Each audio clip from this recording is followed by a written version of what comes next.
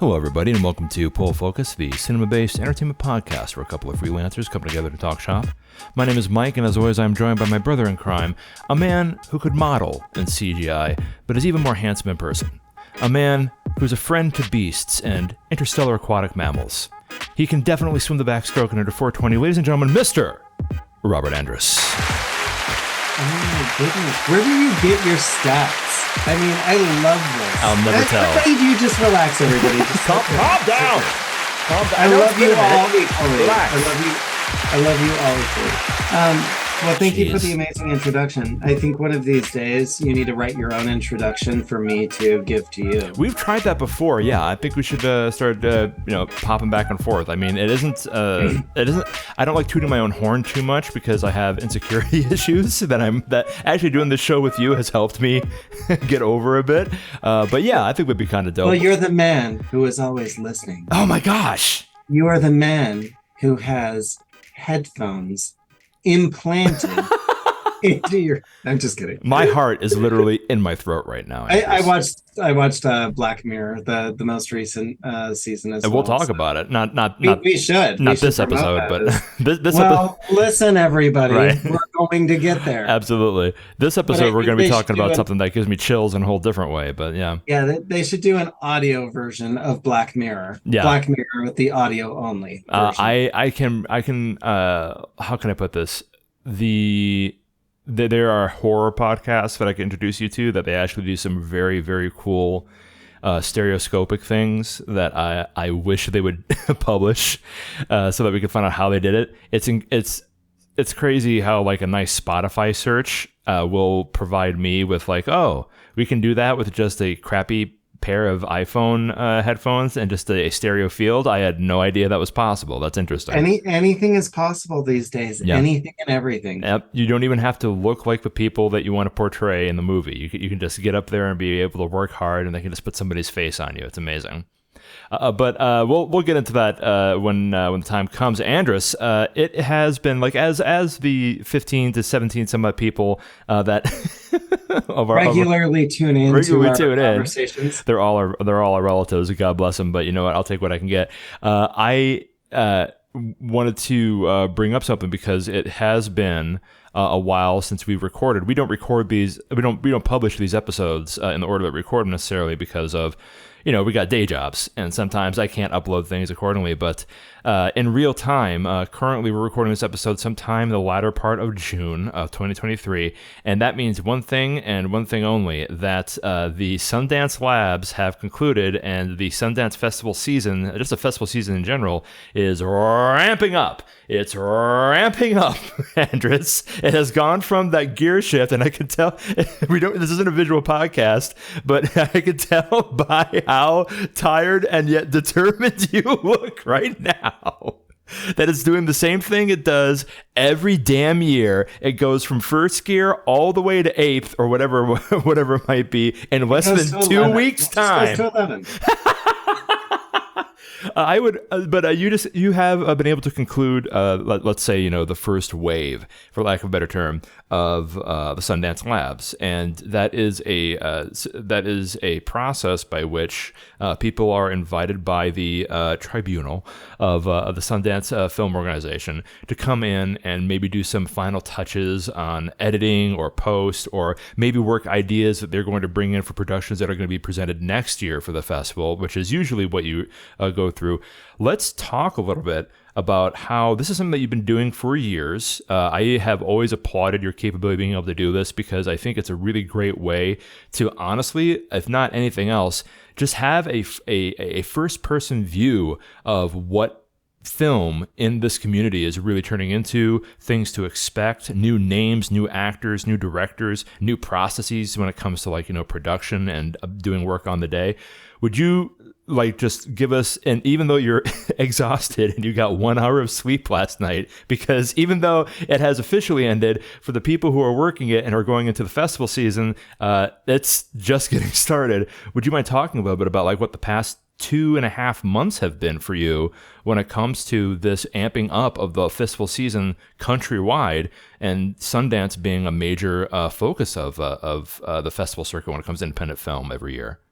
Well, for me, it's a little bit of solitude, it's a little bit of serenity, it's a little bit of tranquility, and Nice. it's a lot of work. Yeah, Um, yeah. so, what I do is for the Sundance Institute, they do directors labs every year, and And we've talked about that before, but what is that yeah, specifically? I help with the casting side of it in Utah as far as Nice. the institute selects 8 directors that have never done a narrative feature film before. So they could be Oscar winners in any other category, but Right. they've never done a narrative Right. feature. So through the selection process, 8 people are selected and they come up. And the idea is to work on the scenes that keep them up at night or terrify them, or that they have a lot of logistic questions Yeah. about stuff like that. So most of these people are in the independent world anyway. So they've gone through the school of hard knocks as far as figuring out how to be filmmakers. Right.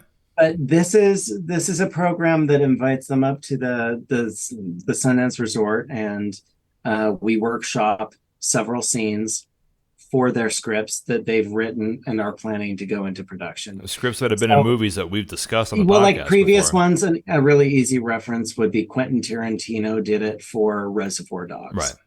And then there's so many alumni that have been doing this for the 40 years that it's been going on. It's just such a huge group of A-list Yeah. talent Yeah. that It's a comes huge in to pedigree. It's a support huge these pedigree. newcomers.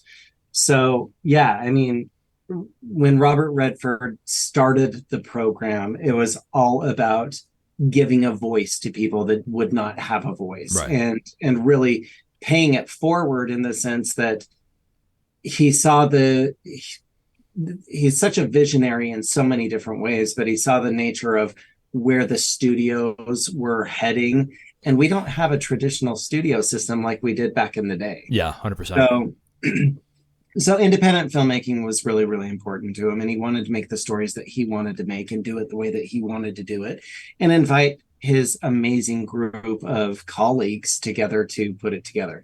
Cut to this year, and these 8 directors are just as fantastic as every single previous year that we've seen, but it's always challenging. There's always nuances Oh, I can only imagine.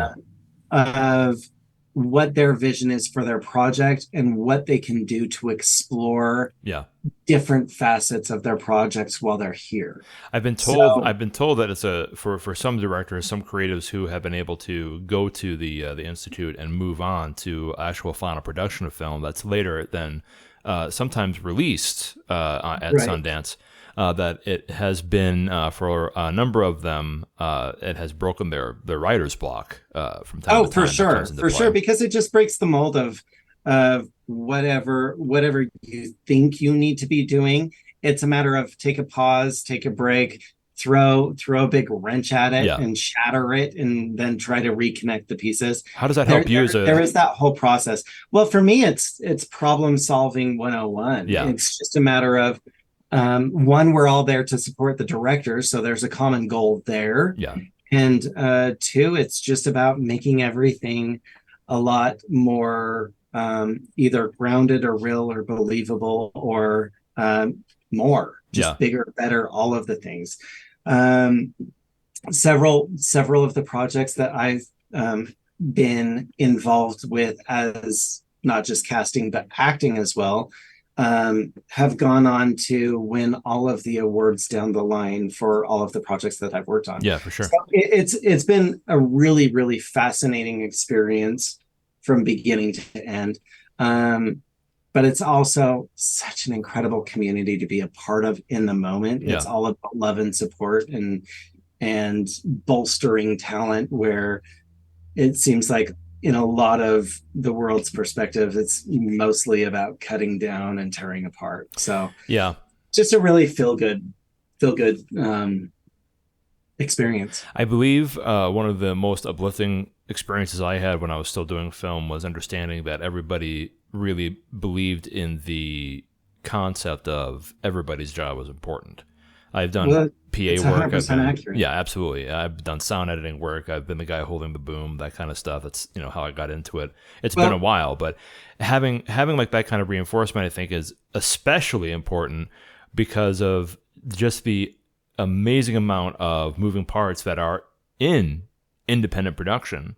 right. If you really do want to go and see, like, the way that an organism works and how like these multi-million-dollar films work, a really good model is to, I cut my teeth on, when I was still living in New York, on student films from NYU that had decent budgets.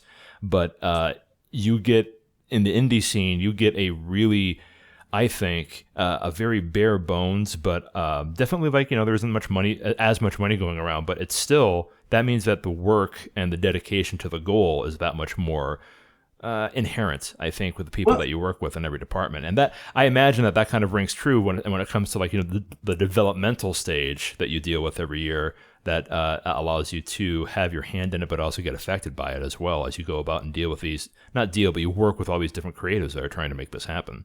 right. And everybody is so incredibly different. Yeah. Every single year, there's a different challenge. Every single year, there's a different adjustment that needs to happen with this director or with that production or any of the things that Are happen. you? So, Has there ever been a time where it's felt repetitive at all? I mean, like, we've had discussions before, like, what a I mean, I'm not a huge believer in it, but I have seen it before, like what a Sundance film is, right? When you're at well, it, and sure is the answer to that. yeah, Because I mean, even though all of the stories are unique, there's still a theme right, that feels like, okay, great, it's another theme. right. Here's a story about struggle. Here's a story about relationships. Here's a story about this thing, that thing, whatever. Hmm. But I mean, that's also what connects us all too. I That's mean, interesting. Okay, how many real story formats are there? that's You true. know what I Yeah, mean? I do. I do.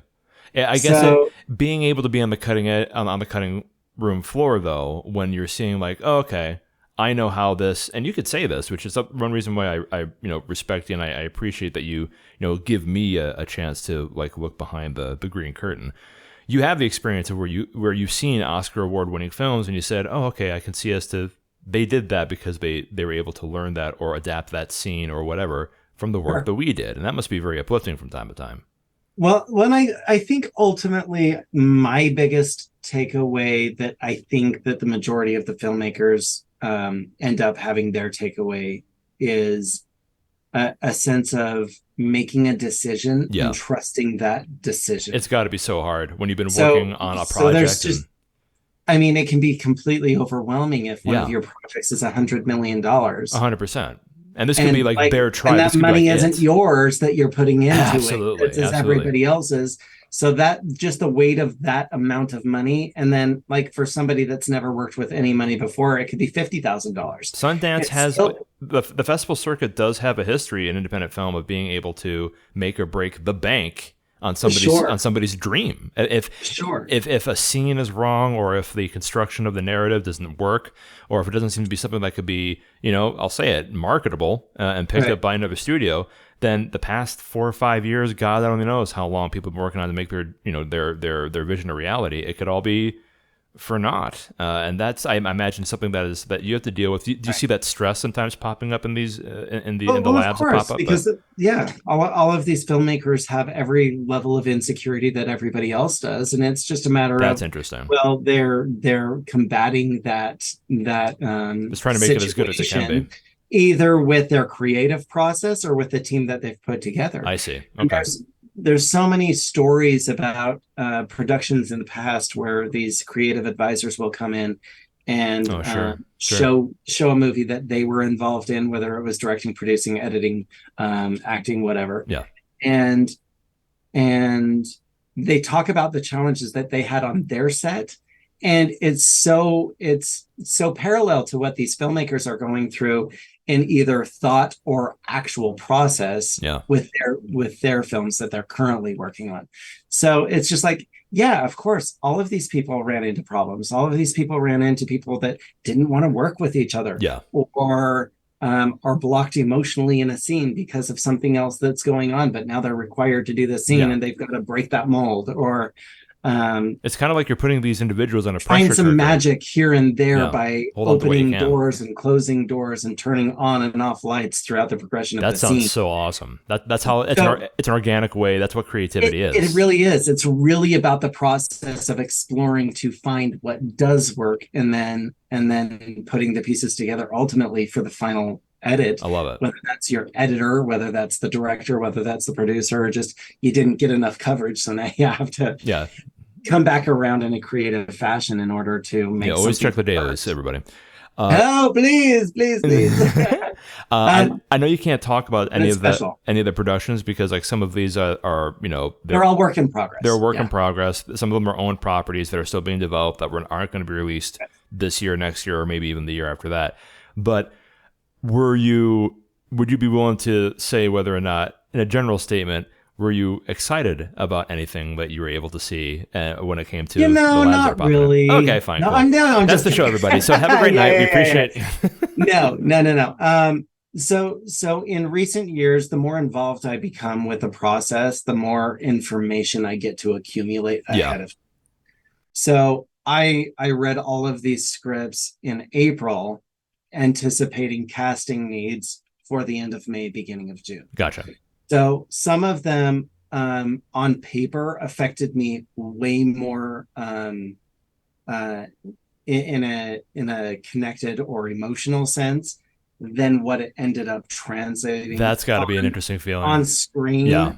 Or during that process. I didn't think it would look like this, or I thought it would hit harder in the dialogue. Back and forth, yeah, it's right? whiplash. It's whiplash. It's interesting. It absolutely is. And then, but I will say the most important and special thing for me is watching everybody come in this volunteer setting. Yeah. And collaborate and learn and grow from each other. And one of the most special things is seeing the equality in everybody's status in getting to that place. That's interesting. Because just like any production, you cannot make a movie without every single person putting in their effort. 100%. You cannot do it without the executive producer, just like you can't do it without a background performer. Right. You can't do it without the editor. You can't do it out with the transportation team. Right. You cannot make a movie or a project, let's just call it a project, sure. because there's way more mediums than just movies. Sure. You cannot make a project by yourself because it is a community event. Right. And everybody's job is important. It's so beautiful. That's awesome. I'm happy that it was uplifting for you. I do not. You guys, everybody listen to the show. I definitely, and I don't know. Andrus has always been really great about it because I know that sometimes I have bordered on annoying him with like reminding him, hey, take a break here and there. Even though I know that like you thrive in this environment, you have for a long time and you continue to. But I'm very happy that you're able to have these creative capabilities and being able to have a hand in helping people like do this. Make art, man. Make art. The world's on fire. What are you doing? Sit down, learn, make some art, make the world a better place in that regard. But what I don't envy at all is it happens every year. It's happened every year since I've known you. It's going to continue to happen every year as long as Sundance is a thing, as long as the indie film circuit is a thing. The community, the filmmaking community in Salt Lake they're moving, man. It is. The workloads have increased. The deadlines have been made. It is absolutely insane. And also, I think because this is the first year that we've come out of, I mean, people could argue that it was like 2022, obviously, because of like different things. But this is the first real, for lack of a better term, COVID-free year because production on a whole, there are still some situations that you have to, the SAG rule for COVID testing has expired. Exactly. So now it's back to, and have whatever opinion on that you want. I mean, that's fine. Sure. But the bottom line too is that production was slowed down ridiculously. Oh, for sure. And now it's going right back up into top gear, and people are at it with a vengeance. Because we're human beings, we want to go back to the way things were before the world was even more on fire. And the things that I've heard from you and other people that I know, other videographers that are just busy, everybody who has the right connections, the right work ethic, and, with a little bit of luck, this might be their biggest year because people are ready and more than willing to get back into theaters. And Sundance is going to do an amazing. It's going to do even more than it was doing in the years before to just like loop things up and get things going and just one thing that I definitely want to see is I want to see more of these independent films go theater route rather than streaming route. Yeah, I feel you 100%. I really do, because it's such an immersive process going into the theater, and the finances are what the finances are. Sure, it's a lot more cost effective to pay for a streaming service and watch it when it becomes available on that streaming service. But some of these stories are just so incredibly epic that I can't imagine watching it any other way than in the theater. Some of these movies. And here's the thing. I'm going to do the segue into what we're talking about. I knew you were going to do it. I knew. Okay, I'll give it to you. Go for it. Because I think that this is one of those examples of the grandeur of it, I think, deserves to be in theaters. But I also want the independent film that I just worked on to have that same exposure, because its story is just as epic as what the visuals are and what we're going to talk about. And I think that's a great way to let everybody know that we are going to be talking about a production that can only be described as huge and a big undertaking, not only technically and financially, but also Would you call it oceanic? We're going to talk about Avatar: The Way of Water.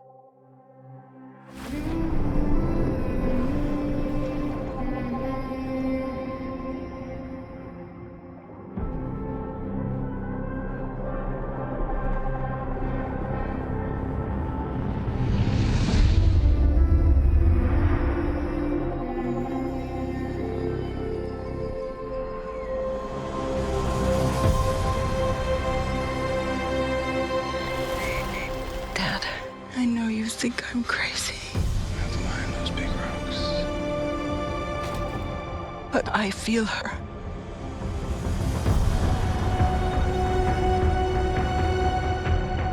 I hear her heartbeat. She's so close.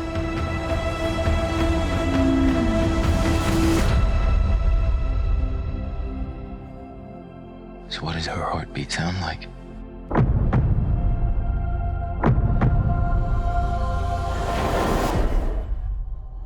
Mighty.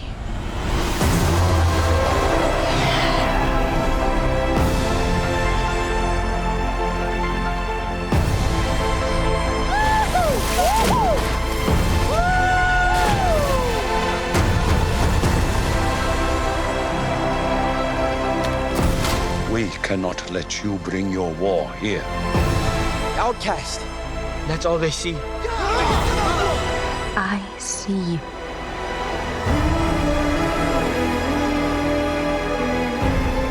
The way of water connects all things. Before your birth and after your death. This is our home! I need you with me. And I need you to be strong.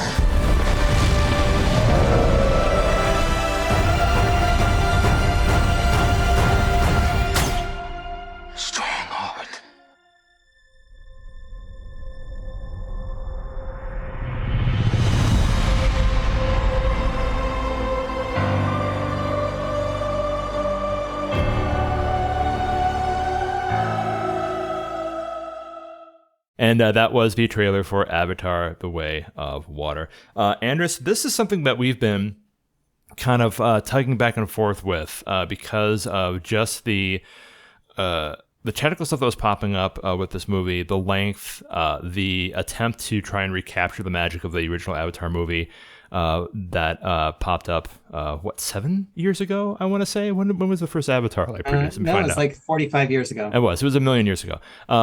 It was a very, very long time ago. Let's look it up. I'll look it up and I'll tell you. But as Andrus is looking that up, let's go ahead and jump into the synopsis as of IMDb. Jake Sully lives with his newfound family formed on the extrasolar moon Pandora. Once a familiar threat returns to finish what was previously started, Jake must work with Neytiri and the army of the Na'vi race to protect their home.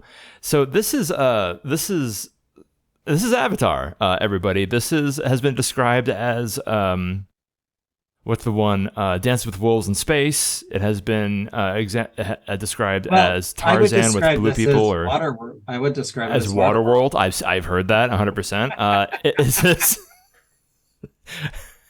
Because it's long, overwinded, and there was too much. There was a huge production budget that didn't. Yeah, no, I'm kidding. I might also call this, look who's talking. We're gonna jump into all of that. Those are great references.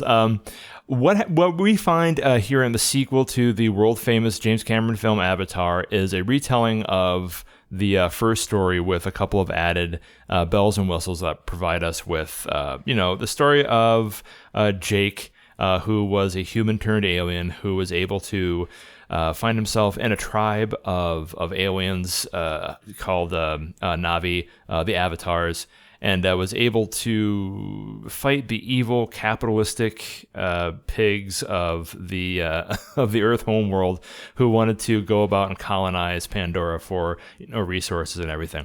This is a complete situation of where we have history repeating itself, and man, Cameron, as much as he was laying it thick, and I think it was necessary to lay it thick, obviously, when it comes to the ideas of greed, capitalism, and colonization, he put the dial all the way up to 11 in this one. And unfortunately, he did so without really explaining why or how or providing any kind of exposition in regards to some of these beautiful scenes that popped up when it came to moving the action that popped in. We get the same original cast that did such an amazing job before. Again, Zoe Saldana. And wait. The same original cast? All of them come back? What? How did they do it? Half of them die in the first franchise? How dare you, sir? Spoilers. Oh my goodness. Spoiler alerts.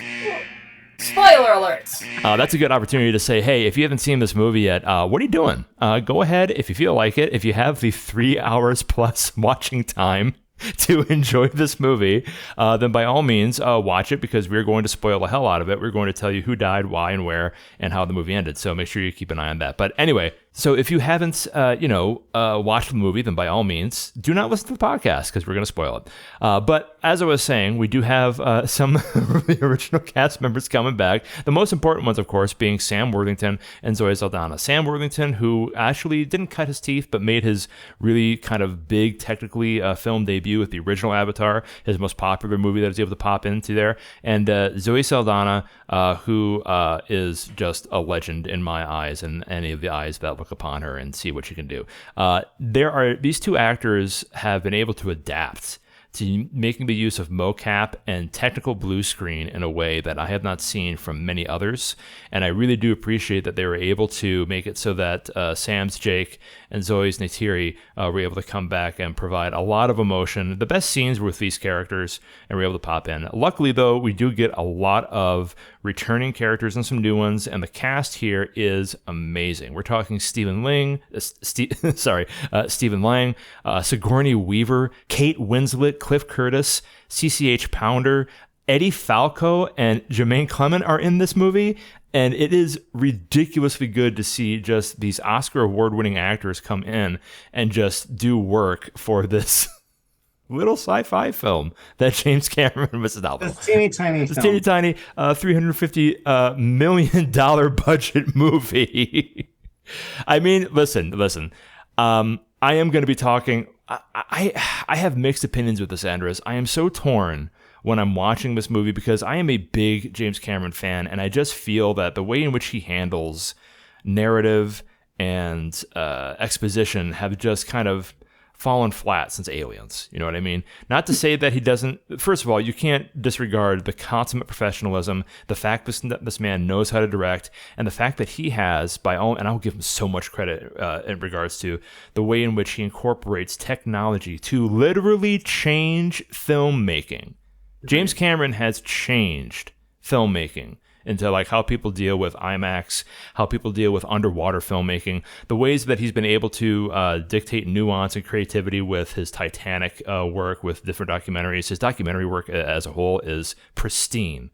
And then I see a movie here that, technically speaking, blows my mind. just like the first Avatar did. They have been able to go about and take what they've learned from the first film and just make it smoother and better and simpler and probably cheaper. And that's the reason as to why I think we have this unfortunately bloated, non-expositionary, tired action film that is, in my opinion, too long and doesn't tell the story in a succinct way.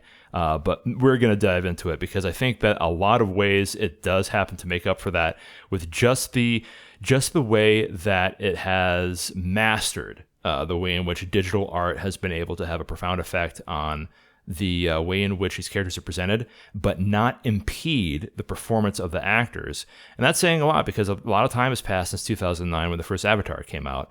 And I think that Carpenter and the people who are used to, wearing golf balls on their heads so that they can have a digital representation of the character in the movie have done a lot to adapt and have done a lot to evolve. Andrus, when we're talking about a movie like this, we're like, from a technical standpoint, people who are, I don't know what I'm a sound guy. I know how to hold a boom mic and, the way in which you can have a pro sound rig and record things pales in comparison to the technical capabilities that I think the guys behind the lens have to deal with. But are you dealing with the same thing that I am, where on one hand, the story is one thing, and the technical achievement that you can see through the production of this film is another? Does that affect how you felt about this film, or because you're a bigger Avatar fan than I am, and I can respect that fandom. But what were your feelings initially going into this? Because we wanted to talk about this for a minute.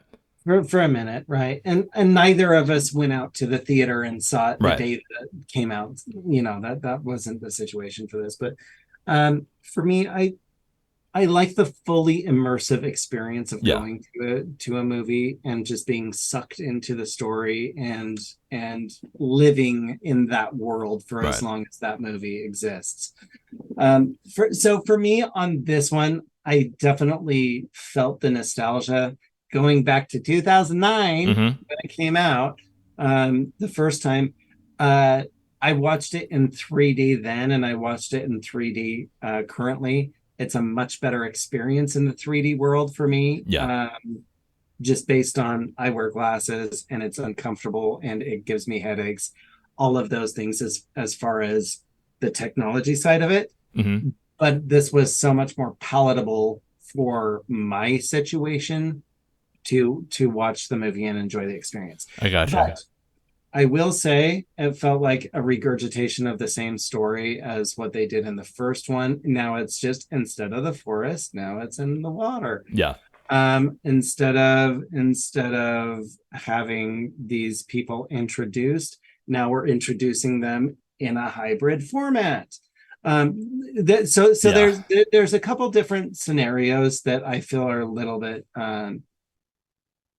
either too far on the nose or contrived, or contrived is a good word. Whatever the word is to describe that feeling. But it doesn't change the fact that I still enjoyed the movie experience. I can see that. The first one I had some issues with. This one I had some issues with as far as themes or commentary, and I still feel the same about this one with the themes and commentary.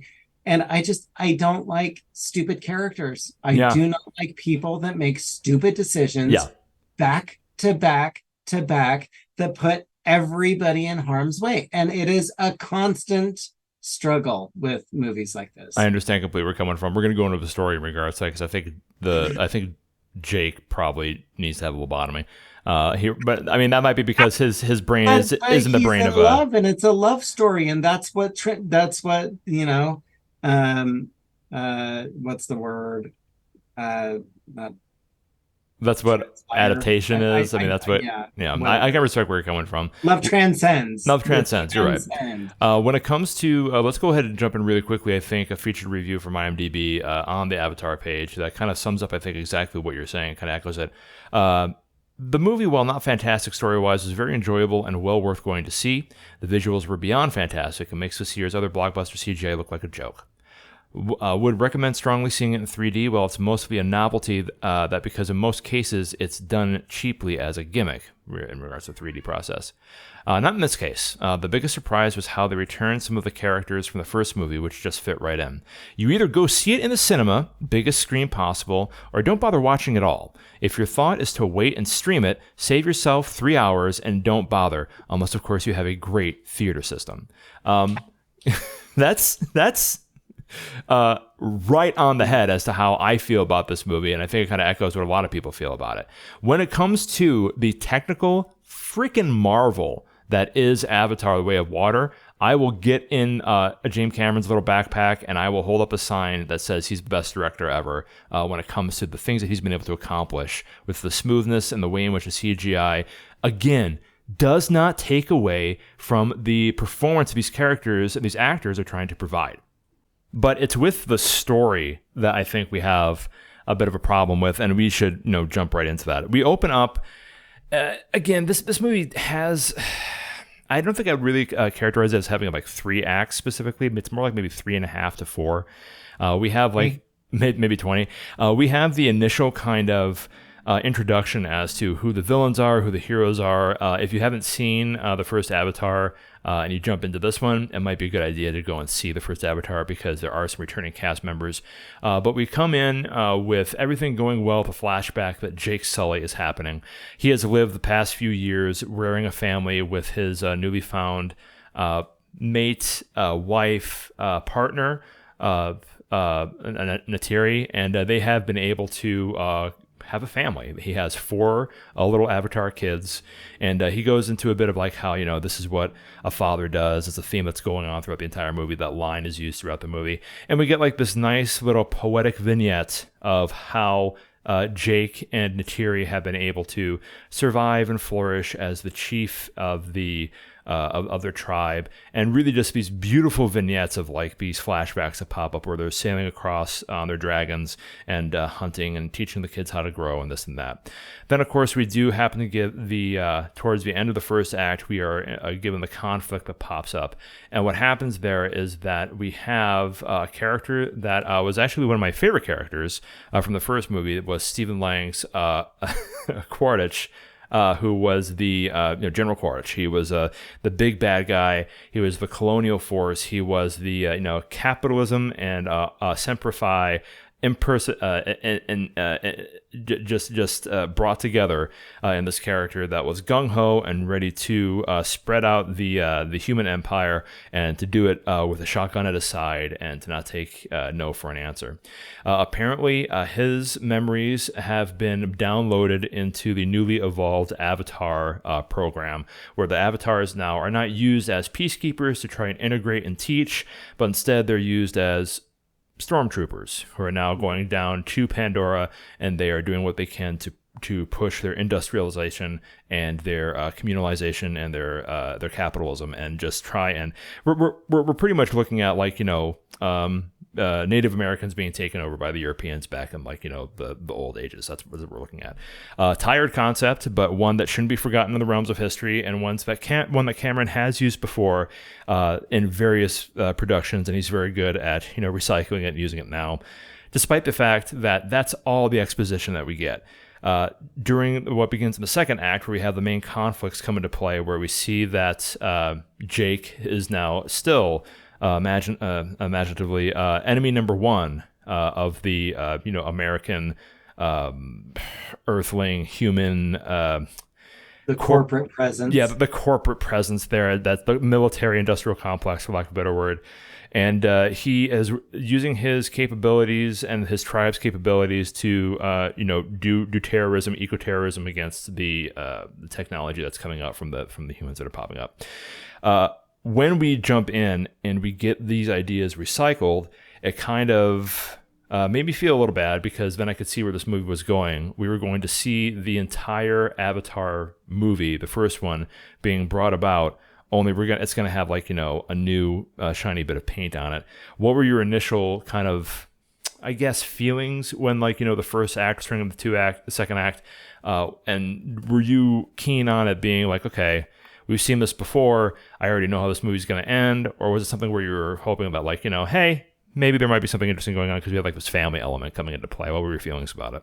Well, I think the family element exists in both films. I think it's just more Sure. connecting because now we're seeing our two heroes that were, the star-crossed lovers. Yeah, in the Romeo and Juliet movie. thing. Now they're the parents. Yeah. In that sense of relationships and family dynamics, but at the same time,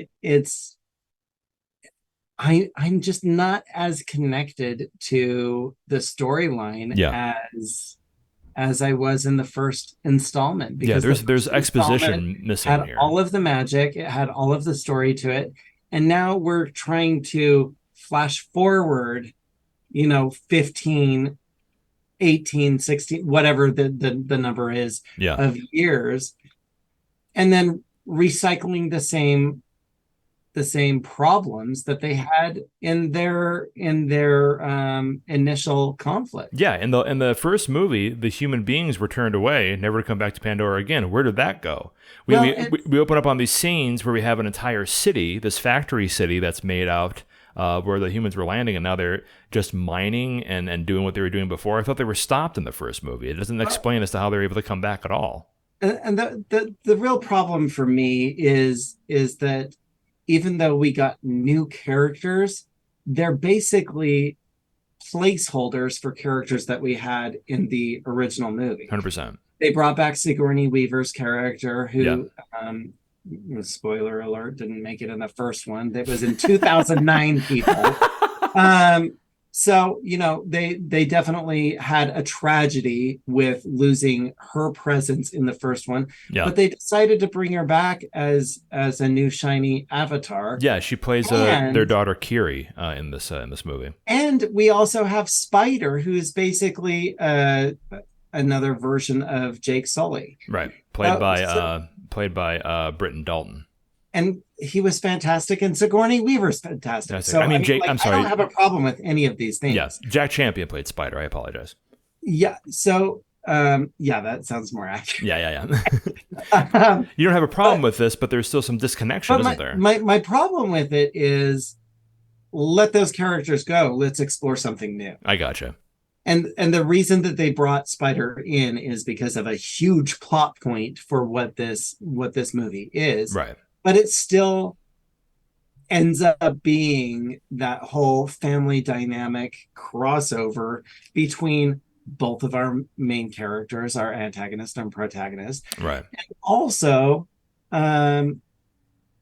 it's there's such a parallel to everything that we saw in the first movie to this movie that I wasn't really intrigued. I'm just like, well, this is like a different version of the first 100%. movie. It's like an alternate universe. It's like a retelling almost. Right. Yeah. There's nothing. It's not new enough to be a sequel. It's like a DLC for the first movie. What I would have liked is to have some other theme other than deforestation or polluting the waterway. Whatever the issue. Like, I'm so scattered right now. I feel you're okay. But you're absolutely right. Deforestation was an issue. Colonization was an issue. Pollution was an issue. We have people who we were introduced to later that go about killing endangered species. Yeah, endangered species that are popping up. I mean, it really is kind of like this.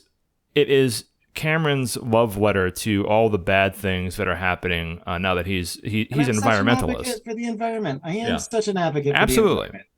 But in this storyline, why couldn't we just go, great, family moves to Waterworld? Right. Waterworld exists, and now there's a new threat for Waterworld by our same enemies that we had before. Not to mention, we have a conflict between tribal identity and culture, absolutely, and all of that. And that integration process is lovely. I love that side of the story. I did too. And there was enough going into that conflict that we didn't need to bring in all of the other stuff. We didn't need to bring in the Lane character. We didn't need to bring in all of it. Even though, good for him, he got another job out of the I love Stephen Lang. So do I. He's a great character actor, and he's proof. An amazing villain. But, yeah, absolutely. And he's proof. You can work if you make the right decisions and you're lucky enough. You can work for decades. But I would have liked to have seen a different version of what we had for this movie rather Yeah. than regurgitation of what we saw in the first one. Yeah.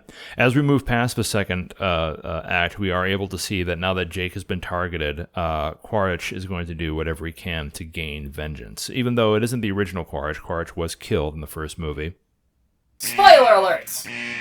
2009. 2009. 2009. And his clone, who has his memories, it's like this, it's like Quaritch himself, like his soul, for lack of a better term, has been put into this avatar. Now wants to get revenge and stop Jake and his clan from going about and doing this eco-terrorism against the foundation, the corporation that they're working for. They're successful in this. Jake and Neytiri leave the Air Tribe. It is this scene where, again, Zoe Saldana does a really great job of being able to emote as she's so stinking good. She's so ridiculously good in all these. And I think Jake, Sam Worthington, has learned a lot over the past 14 years, hopefully. He has, absolutely. In regards to being like the soothing balm to Saldana's like fiery kind of Neytiri, the control and everything. I do love it still that they brought on that Neytiri still calls him my Jake, like my Jake, when things get... Right. It's very sweet. It's a little... I'm sure some people probably can find it cringe. It's I kind of find it... It's a beautiful love story. It's a really beautiful love story. It is. But like what we see happening here is that the solution to the problem is presented in the second act going into the third. The family leaves. Unbeknownst why they would do that. And this goes into one of the critical things about this movie. First of all, this movie does commit the critical sin. It does have holes that you as an audience member are expected to fill in.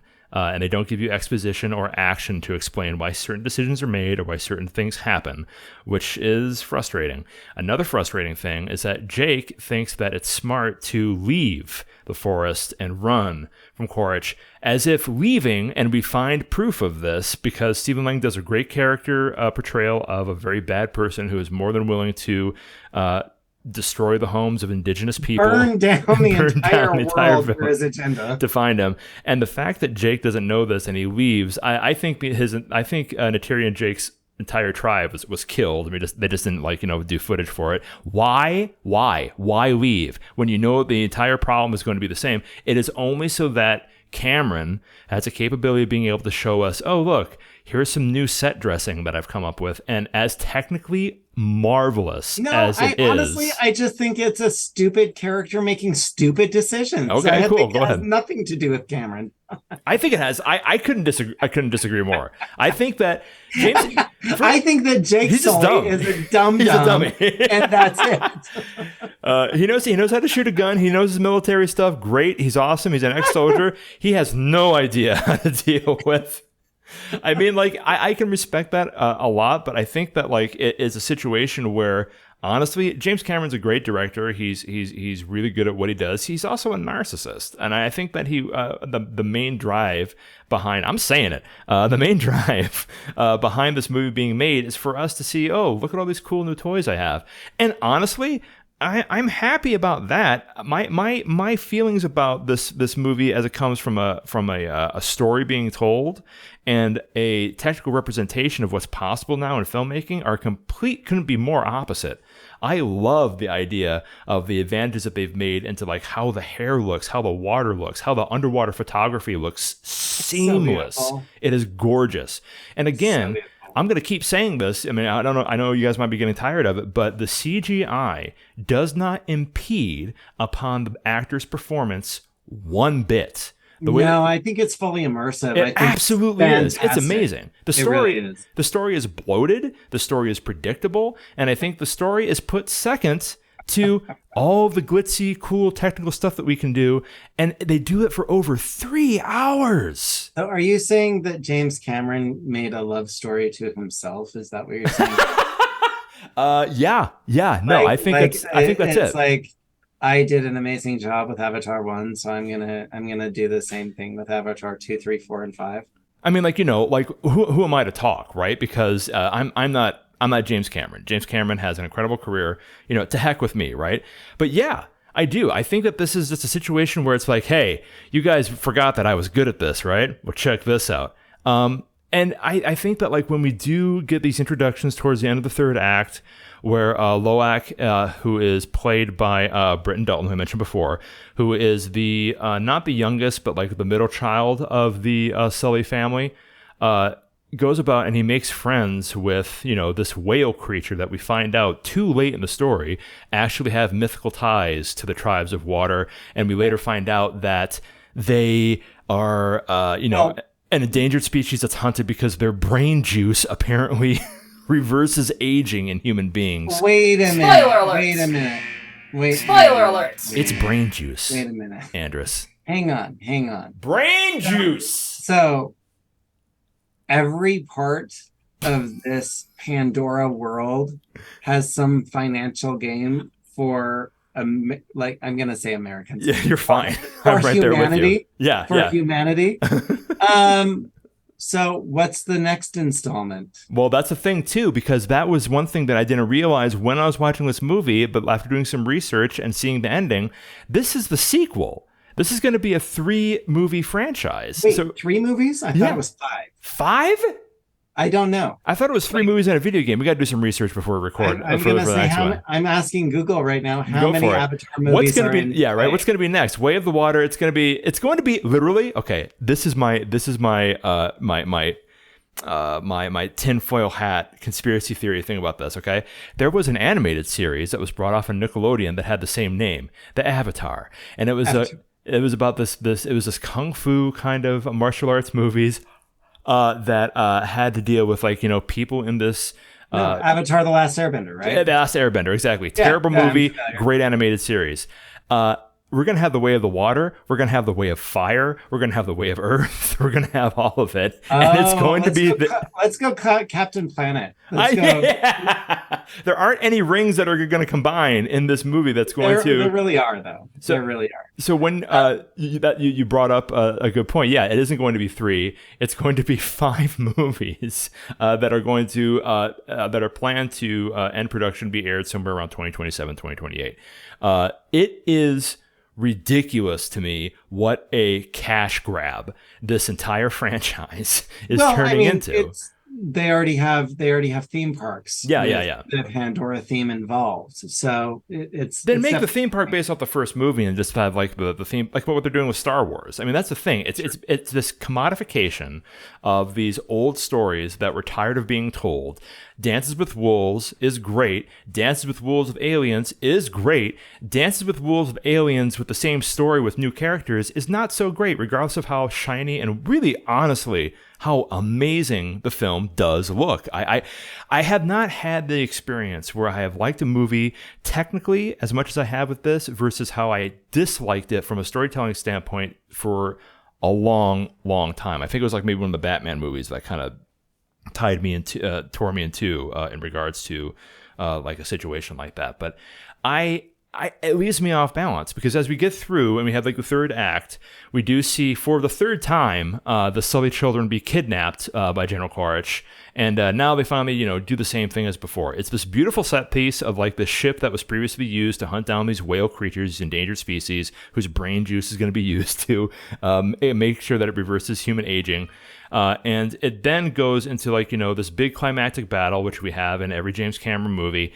And we're able to see how, through these different fight scenes, how the protagonist and the antagonist, the two manly men who have completely separate values are able to fight it out. And the bad guy survives, but he'll definitely be killed in either the third or the fourth movie.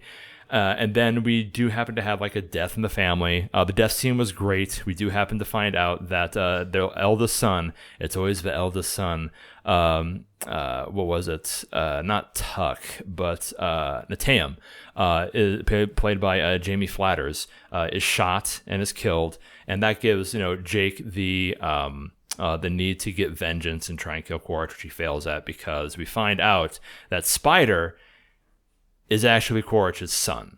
Oh my gosh, you spoiled that. You spoiled it. Yeah, I know. You're absolutely right. Spoiler alerts. After the fact. Spoiler alerts.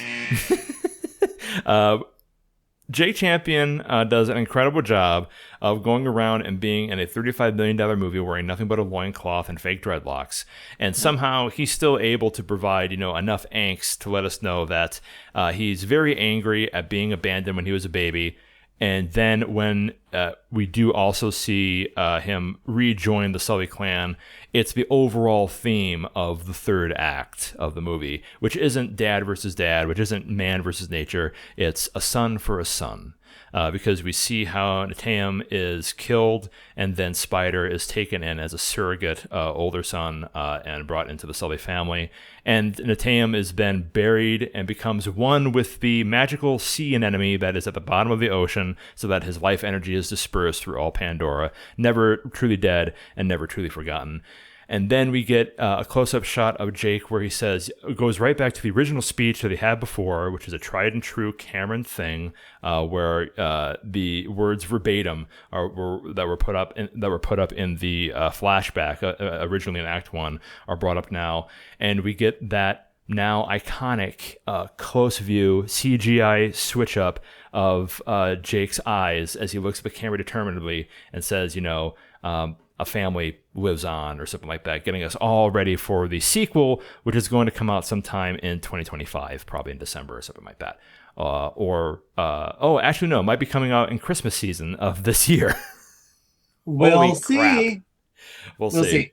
But here's the thing. Yeah. I'm gonna watch every single movie that comes out. Why? Because you just want to see how the story ends, or like what? No. How has this movie not? How I is want this to movie be immersed into the world. I want to fly. I want to dive. I don't understand how, after watching this, your fandom isn't crushed when it comes to this. When it comes to this IP, I really don't. This is the reason. Yeah. This is the reason. Do you remember a franchise called Indiana Jones? Oh.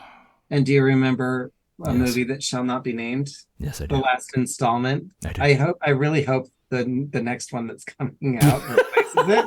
I'm gonna see it. Yeah. Because I will say that shattered my childhood just like anything else. Oh gosh, 100%. Kind of like, Star Wars did with its reemergence of the Phantom Menace and everything. Yeah. else. I mean, it's just one of those things. Yeah, you're it's right. one of those things where there's something that is going to be incredible about this next movie. There is something that's going to be. There was something that was incredible about this movie. Wasn't there something incredible about this one? Yes, I'm picking up where you're putting down. Yeah, you're right. So I am going to go see it. I am going to give them my, by the end of the franchise, it'll be $5 million. But those IMAX tickets are not getting any cheaper, man. No, they're not getting cheaper. But I'm not necessarily going for the story. I'm going for the experience. That's great. An experience. Yeah, that's a great way to encapsulate it. Absolutely disappointed in the story. However, I was introduced to a new character who is very lovable, who is Spider. Yeah. As is all of the children.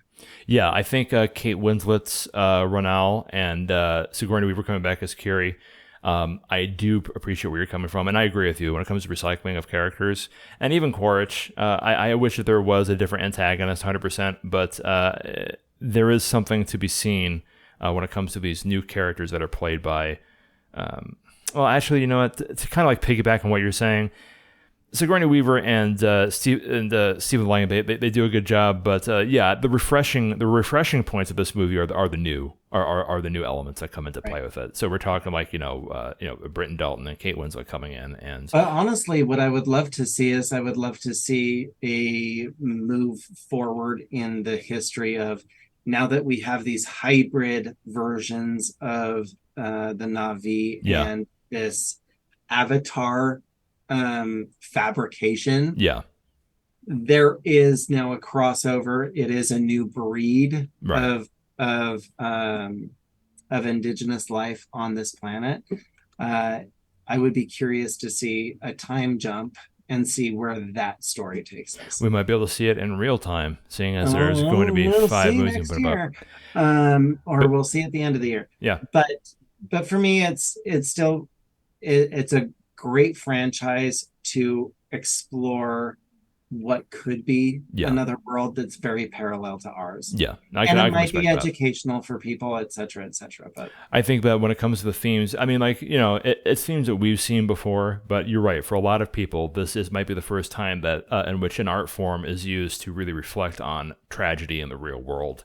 When we talk about, I don't want to get too much on my soapbox in regards to that, but well, here's the other thing that I want to remind myself is, and I keep getting reminded of my age as I am getting older. You and me both, man. Interactions with youth keep there seems to be a larger age gap. Yeah, the kids are using words now that I have no idea. That happens. Yeah. This is a movie that somebody may not have seen the original. Yeah. And this may be their introduction to this world and to the idea of this, in which case that regurgitated storyline is very impactful. That's true. I respect where you're coming from. Looking at it through different lenses could be very important. Well, you have more empathy than I have. I have. No, the fact of the matter is, I saw the first one 25,000 years ago. So here we are. I can appreciate that, and I think like that's a really good way of being able to kind of take a close to the episode. I want us to briefly go into specialties because we are a little bit long, but I couldn't pass up the chance to talk about the labs and everything coming up here. I would really like you to talk about it now, where granted the price tag is huge, but now this proves that it doesn't really matter. I mean, I guess like maybe with sci-fi now. I mean, again, you're not going to see like because of like Uncanny Valley and that kind of thing, you're not going to see like actual human beings be represented here yet. But this must be exciting to you as a casting director, because this is really based upon the talent of the performance. You could put any Navi's face on an actor, and as long as they're performing well, it doesn't matter how they look. And that possibility of like having actors provide the soul but not the body, I think might be a very exciting thing. Where are you dealing with this when it comes to, especially like when we're dealing with like how AI is coming about and formatting the way in which CGI is being interpreted? What's happening when you see a production like this and you're coming from your place where it's like, wow, it doesn't matter in certain pedigree, in certain applications, what the actor looks like?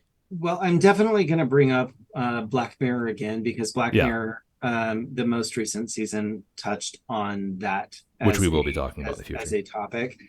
But it's a mixed bag for me. Okay, explain, please. There's a difference, because I mean, there is a likeness that they are using for the actors playing the characters that they're playing. Yeah, they are incorporating their physical attributes to this digital character. Yeah, they're wearing a mask, for lack of a better term. Really, they're wearing a mask. But when it comes into authenticity for what these roles represent, we're still going to be confined, and confined isn't the word, but drawn to be authentically driven in casting. Gotcha. If we're looking for an indigenous culture, there needs to be a demand for indigenous people playing those roles. You know what? I'll admit, I never thought about that. Just because it's such an offensive thing to go back in time and see all of the misrepresentation in casting.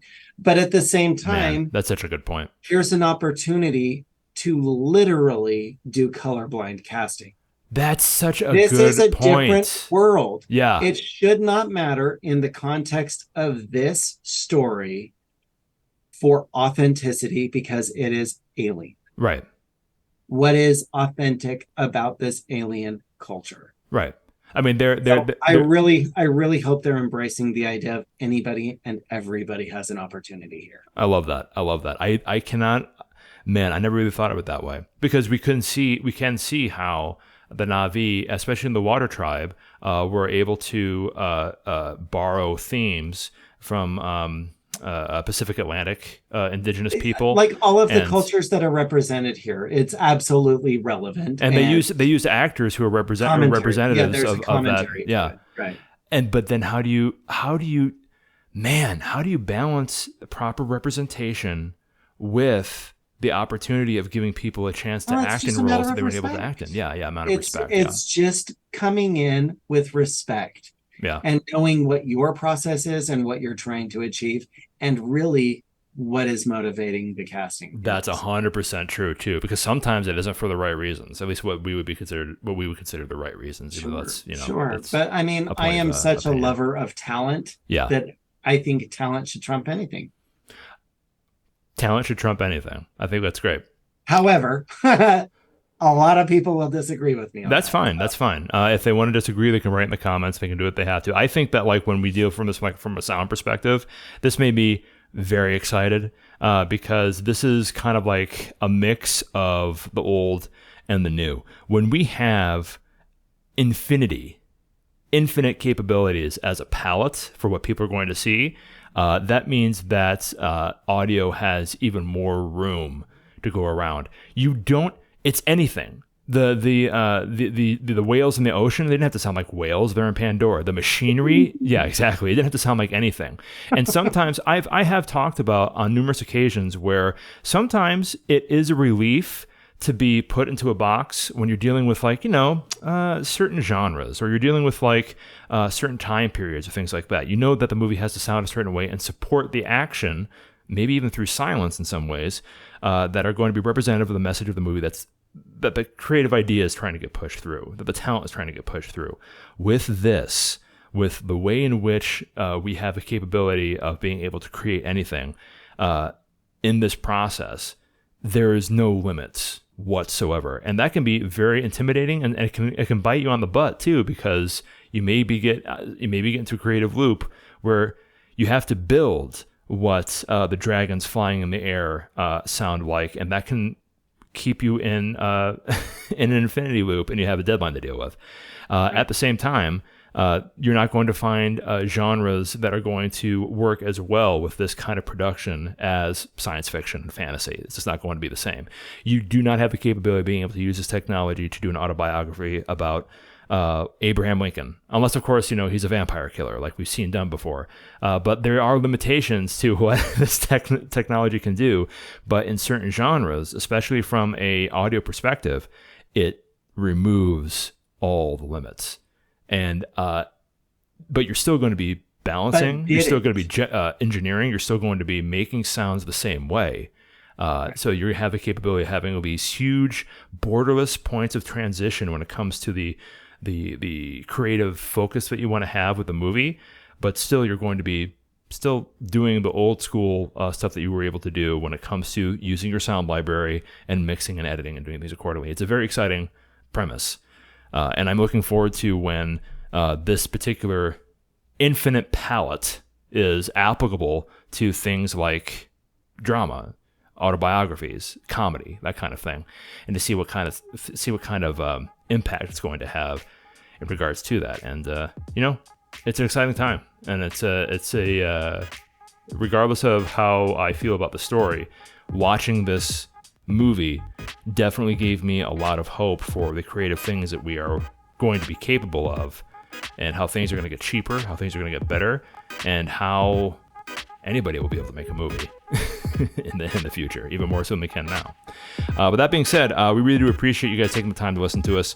That's going to be the end of the episode for today, and really do appreciate you guys taking time to just listen to us gab. If you have some things to say, feel free to like, subscribe on YouTube, follow us on SoundCloud.